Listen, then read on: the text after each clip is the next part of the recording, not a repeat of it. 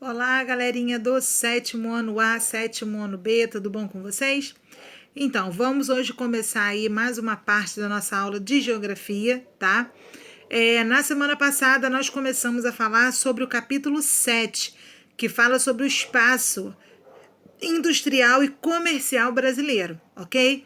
E como na semana passada, né, o capítulo era muito extenso, falava sobre o início da questão da industrialização no Brasil, sobre os tipos de indústrias que nós temos, né, indústrias de base, indústrias primárias, indústria do setor secundário, do setor terciário. Hoje nós vamos falar mais um pouquinho sobre os tipos, né, de materiais, de estrutura, né, de logística que as indústrias necessitam no Brasil para que elas possam continuar a sua produção e, é lógico, o seu crescimento, né, a sua inserção no mercado de trabalho. Então vamos lá, galerinha. Bom, uma das coisas que a gente falou muito na semana passada, né, era dos elementos básicos que toda indústria precisa para poder produzir, para poder prosperar, para poder crescer, né? Uma indústria, para poder produzir, ela vai precisar de matéria-prima, ela vai precisar de mão de obra e ela vai precisar de mercado consumidor. Esses três fatores são essenciais para que a indústria, né, possa produzir, para que possa, né, levar produtos para o mercado poder comercializar, ok? Agora, além dessas questões, né, estruturais de matéria-prima, mão de obra e mercado consumidor, outros fatores de logística também são importantes, como a questão da energia, como a questão da comunicação, como a questão, né, da logística de transporte para poder viabilizar, né, todo o transporte que é feito entre a indústria e entre o comércio, entre o mercado consumidor, certo? Então, isso que a gente vai falar um pouquinho aqui hoje. Então, vamos primeiro começar a falar sobre as fontes de energia, né? Um dos principais desafios do Brasil é planejar o fornecimento energético, racionalizar o seu consumo, ou seja, é muito difícil, né, para o Brasil poder planejar as suas ações, né, de questão de produção de energia, tá? E também racionalizar o consumo. Então a gente, né, até fazia, né, aqui no Brasil há muitos anos a questão, né, da diminuição do consumo de energia um pouco que era feita no período do verão, né, com o horário de verão. Qual era o objetivo do horário de verão do governo? Era fazer com que as pessoas, né, diminuíssem o quantitativo do consumo de energia, né, aonde no verão tende a aumentar mais por conta dos ventiladores, por conta da questão dos refrigeradores, né, e dos freezer que são mais utilizados, do ar condicionado, ok? Bom, de acordo com a origem, as fontes de energia elas são classificadas como renováveis e não renováveis. Essa matéria vocês até já aprenderam, né, lá no quarto, quinto ano. As energias que são de características renováveis são aquelas que nunca vai acabar, né? Ou seja, a fonte de energia ela sempre se renova, ela vai estar sempre, né, estando disponível para as pessoas e as indústrias poderem utilizar. Já as fontes de energia que não são renováveis, né, elas vão acabar. Ou seja, os homens vão continuar usando, consumindo, as indústrias, os carros, né, tudo mais, e futuramente isso vai acabar. Então, por exemplo,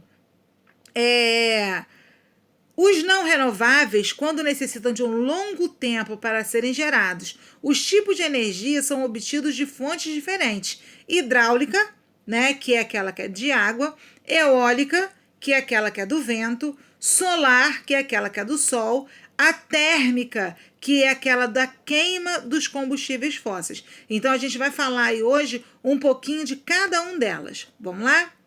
Bom, galerinha, a energia térmica, né, geralmente ela é obtida da queima de combustível como o carvão mineral, o petróleo, o gás natural, tá?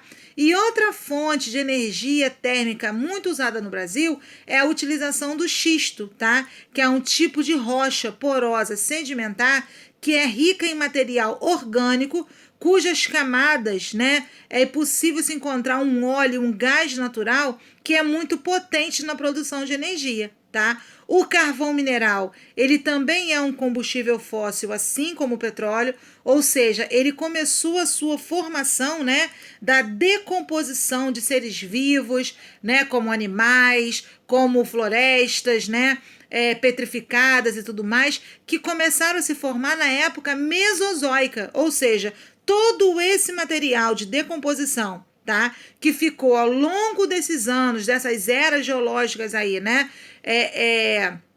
dentro, né, da Terra, ela gerou aí esses dois tipos aí de material que é muito utilizado pelos seres humanos hoje, que é o petróleo e a utilização do carvão mineral, né? A gente aqui no Brasil tem poucas, né, jazidas aí onde a gente pode estar extraindo esse carvão e basicamente assim, o local que mais tem, né, jazidas de extração de carvão mineral é no Rio Grande do Sul, certo?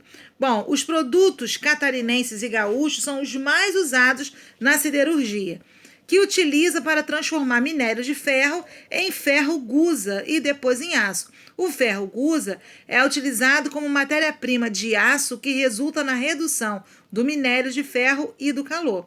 Então, olha só, galerinha, a formação, né, do ferro, do aço e tudo mais, é um tipo de produção aí que vai utilizar a utilização do carvão mineral como fonte de energia, né, nessas grandes máquinas que vão fazer essa transformação aí, né, do nosso minério para poder fazer o aço, para poder fazer o ferro, ok?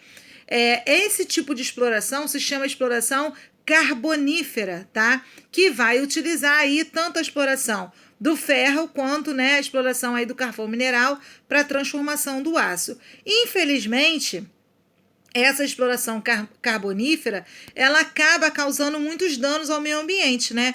Então, a gente vai ter aí, né, a poluição causada pelo excesso de fuligem, né? Que é essas pequenas partículas que soltam aí desse resíduo de minério de ferro. Por exemplo, a gente aqui em Mangaratiba sofre muito com esse impacto ambiental que é ocasionado aqui na nossa região. Toda vez que o minério de ferro vem de Minas, né, para ser transportado aqui por navios aqui na ilha, né, em Mangaratiba, na Ilha Guaíba, ali em Mangaratiba, o que acontece? A gente tem aí todo esse trajeto aqui por Mangaratiba e essa fuligem, ela acaba sendo depositada nas praias, nos rios, no mar, e isso pode afetar a qualidade de vida aí da população, ok? Bom, galerinha, o petróleo, né, é o mais importante fonte de energia do mundo, né? A gente tem aí um elevado número de refinarias, né? É um tipo de combustível que é muito caro e que produz a gasolina, o querosene, o óleo diesel, né? Que na sua maioria são utilizados como combustível para o transporte, né? De ônibus, carros, caminhões e tudo mais. Bom, além de gerar, né, fonte aí de energia, o petróleo também é utilizado como matéria-prima para a indústria petroquímica. Também está na produção aí, né, do plástico, de alguns tipos de equipamentos que são utilizados em eletrônica e tudo mais, ok? Bom, galerinha, uma curiosidade que a tia gostaria de comentar com vocês, que é muito importante, é que o Brasil ele está em 15º na produção de petróleo do mundo, tá? E nesse ranking aí de primeiro lugar, nós temos a Venezuela, né, que é o nosso vizinho, é um país aí bem pequeno aí, né, que faz parte aí da América do Sul, mas que é um país riquíssimo em concentração de petróleo, né? E que está no ranking aí dos países que mais produzem. O Brasil, ele está em 15º. E o que faz aí com que o Brasil tenha essa colocação tão boa em relação a outros países do nosso planisfério é a questão da existência do pré-sal, que é uma faixa, tá? Grande de petróleo aí que a gente tem nas rochas sedimentares que estão nas profundezas das águas oceânicas no nosso litoral. Então, essa, né, camada de pré-sal aí que faz parte aí de alguns estados do Rio de Janeiro, Espírito Santo, Santa Catarina, faz com que o Brasil possa aí fazer parte desse ranking aí, né, em 15º aí de produção de petróleo a nível mundial, ok? Bom, galerinha, o carvão vegetal, ele é diferente do carvão mineral, né? O carvão mineral, ele foi produzido através aí das mudanças, né, fósseis, orgânicas, desde a época mesozoica. O carvão vegetal não. Ele é um tipo de material produzido, né, da madeira das árvores. É o carvão que a gente utiliza aí em algumas minas, né, fornos aí para poder produzir uma grande quantidade de ferro-gusa, né? É o carvão que muitas das vezes a gente usa, né, até mesmo para poder utilizar para uso doméstico, mas que também é utilizado aí muitas das vezes de maneira ilegal no nosso Brasil, devido à questão, né, de ter aí um grande desmatamento, né, na área amazônica, onde se transformam aí as árvores em carvão vegetal. Bom, galerinha, o gás natural também é uma fonte de energia fóssil, tá? É encontrado também em depósitos onde a gente também tem o petróleo, tá? No Brasil, esse gás ele é pouco produzido. A maior parte do gás que a gente utiliza aqui no Brasil, ele vem da Bolívia, tá? Que é um país aí onde tem uma grande concentração de gás natural, e esse gás, né, ele é exportado aqui para o Brasil para a gente poder utilizar. O etanol é um tipo de combustível, né, muito bom, né, de patente aí brasileira, tá bom? Que é extraído da cana-de-açúcar, tá? E ele hoje em dia já faz parte da grande parte aí dos nossos automóveis, né, que são chamados de flex. Por quê? Porque eles utilizam tanto a gasolina quanto o etanol, que é um tipo de combustível, né, renovável, porque ele é produzido a partir da extração da cana-de-açúcar, ok? Bom, galerinha, a energia elétrica, tá? Também é um tipo de energia aí que é mais consumida aí no mundo, né? É uma energia também renovável, porque se utiliza na sua maioria aí a água, né, para poder gerar as turbinas e transformar em energia elétrica aí. Bom, os tipos de usinas geradoras de eletricidade mais usadas são as hidrelétricas, né, que nem a tia falou, que são movidas aí pela força hidráulica, as termoelétricas, que são aquelas movidas pelo vapor de água, as nucleares, que são aquelas que são provenientes da energia nuclear, e as eólicas, que são aquelas produzidas aí pela força do vento, né, renovável aí também. A energia nuclear é uma energia muito poderosa, porém ela é muito perigosa, tá? Ela aí é obtida através do uso do carvão e do petróleo, e em alguns países também se utiliza aí um tipo de mineral que é muito perigoso, né, em contato aí dos humanos aí que às vezes utilizam. Então, assim, é uma energia que ela é muito poderosa, porém ela é muito perigosa.